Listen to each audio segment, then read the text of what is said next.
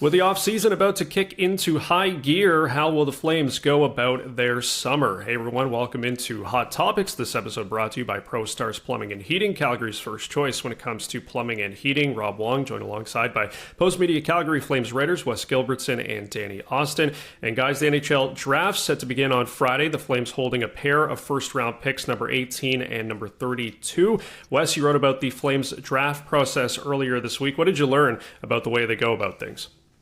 Well, I think, the sort of crux of what I wrote earlier this week is just how much, and I'm not sure the average fan realizes how much goes into the draft preparation process. And so, one of the things I looked at was the sort of five-pronged approach, which the Flames refer to it as, and the scouts and the actual reports from the rink or from video are only one part of that. They get input from their mental performance coach, who has actually been interviewing prospects for months already. There's obviously a lot of input from their analytics department. There's input from their skating consultant, Danielle Fujita, especially if there's concerns about the stride with a player. And then lots of interesting stuff from the strength and conditioning aspect in terms of, what do the fitness results look like, but what tells us that this player can gain muscle? What tells us that this player is going to get bigger? And so, I think it's important to note, the reason that the Flames are willing to talk about this sort of stuff is that everyone's doing it. It's not like the Flames are reinventing the wheel when it comes to the draft. I just think, you talk about 7 picks any given year, depending on, whether you trade any in or out. And yet you probably have close to 20 employees working full time to make sure that you take advantage of those 7 picks. And so I just think, for those who haven't read it, it's a really interesting sort of insight into how that big wheel spins.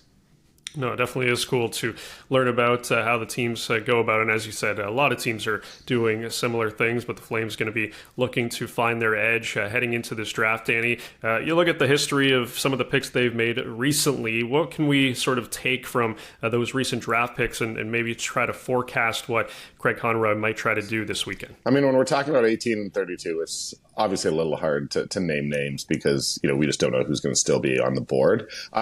In speaking with both Conroy and Craig Button, 2 things became very clear. I asked, is it best center available? Because this team is pretty desperate for young centers right now. And it's not. It is going to be the best player available. And that's something that, maybe every team says, but the Flames really do, they're emphasizing it. And look, if the best player available is a defenseman and they wind up with another elite defenseman and in a year or two are trading that guy away for a center, so be it. But they will not draft simply because a center when there's a better potential first line or first pairing player out there.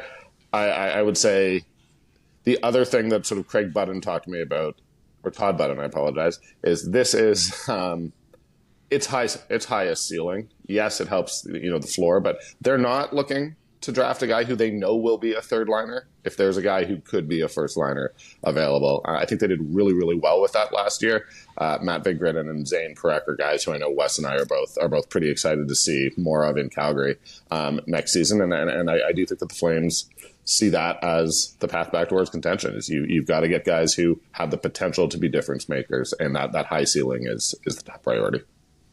Yeah, definitely going to be interesting to see where the Flames go on that. And finally, a quick note on free agency, guys, which gets started very soon here, Wes. As we stand right now, it's the Flames holding $25 million in cap space. That number obviously is going to change with some of the RFAs needing new deals. But when you look at the free agent pool out there, it's not exactly the greatest class. Let's just put it that way. But if you're the Flames, are you looking to dive into that pool at all this summer?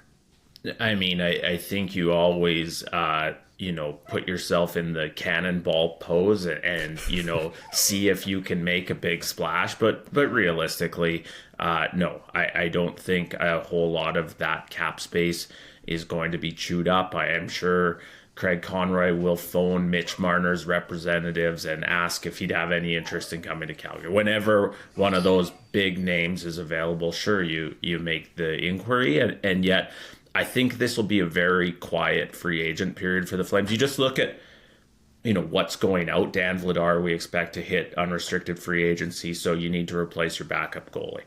Joel Hanley is going to hit unrestricted free agency, so you're replacing a depth defenseman. Kevin Rooney, well, you've already replaced him with the extension for Justin Kirkland.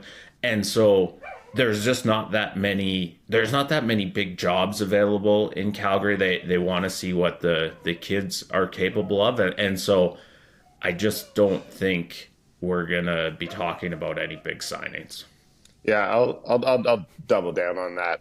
Not only do I not think there will be, I don't think there should be. Even last year we saw them sign Anthony Mantha.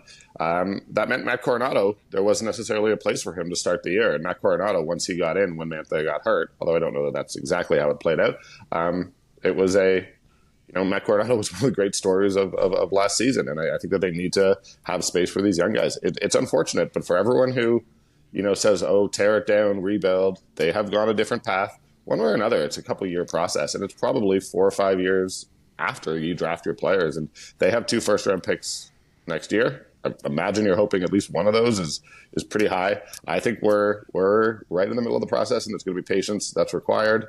You said, the draft's right around the corner, and I was like, I guess it is. Or the free agency, we've still got the draft. We've still probably got a Rasmus Anderson potentially trade happening. For me, free agency feels a million miles away, and to be honest, it's pretty low on my radar. I just don't think that this is going to be a year where it's all that interesting for the Flames, and I think that that, if I'm a Flames fan, says to me, okay, they're sticking to the path. Them almost getting the playoffs, they're not going to blow up the plan to get one more point and get into the playoffs next year. They're sticking to the plan, getting younger. It's going to be a few years, but that's how it goes sometimes. And that just to jump in on that, that's what makes the draft and not free agency so interesting, right? Danny said, their early returns on your first round picks from last year and Zane Parekh and Matt Vigridden look really good. You have 2 first round picks this year. You have 2 next year. That is going to be how the Flames are built. Whether we're sitting here in a week talking about Cole Reshny at number 18 or Ben Kindell at number 32 or whatever that looks like. These are the building blocks that are going to help the Flames back to contention someday, and not the quick fix in unrestricted free agency. Well, it's going to be a busy week for the Flames. It's going to be a busy week for these 2 guys here. Make sure you check out all their draft and free agency coverage over at the Calgary Herald. For Wes Gilbertson and Danny Austin, I'm Rob Wong. Thanks for watching, and we'll talk to you next time.